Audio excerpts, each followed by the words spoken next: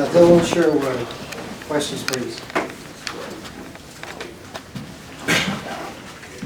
Dylan, you guys really, you and Craig and Denzel have all played a lot of college basketball. I mean, how did you feel like that showed up? I mean, you guys were the ones, at least scoring-wise, that were really carrying things there.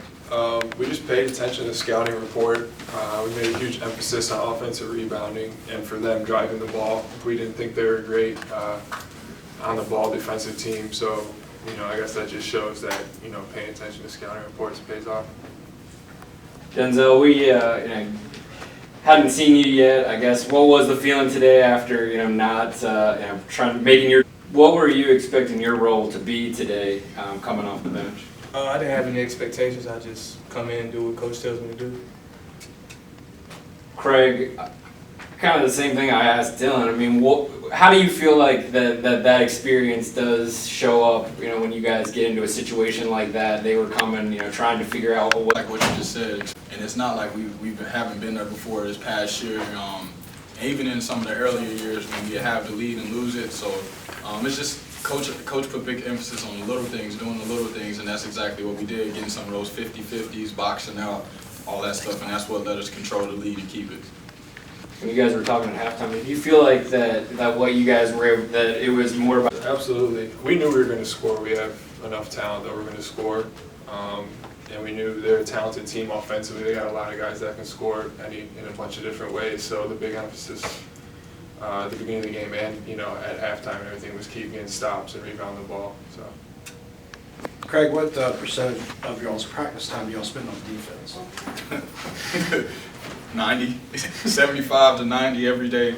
It really depends on how coach is feeling, really, and how many stops we actually get on guys' sets. Sometimes we'll stay on defense the entire time if we don't get stops. And with the new rules, what adjustments have you had to make? You've kind of played 3 years of your career with the rules one way, and now they're calling the game a little differently. What adjustments have y'all made? The rules kind of work in my favor because I feel like I always when I was earlier years, I couldn't really shoot, so I had to drive. So really putting a big emphasis on driving the ball and getting contact with guys. Dylan, there was that stretch in the second half. They had it back to, I think, 7, and then Jordan got the three-point play, and then it was boom, boom, and you hit the 3. How did you feel like that stretch changed things? It was big. Like Craig said in the past, for me and him, we've been here a while in the past, if things would start going like that, we would kind of fold up a little bit. And we kind of changed that mentality last year. I think we just brought it over into this year, and when we got in the huddle, I don't know what media timeout it was, we just said, this stops here, let's get back to what we've been doing the whole game. What does a night like this personally do for you? For me? Yeah, I mean, I tied your career high in points, new career high in rebounds.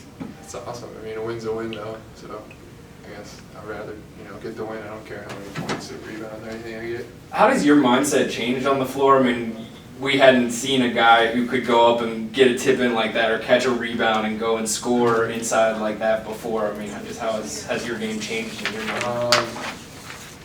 I really experienced, I guess, like I said earlier, paying attention to the scouting reports and having that mentality that if we're going to, have a focus on getting offensive rebounds, then that's got to be my job throughout the game.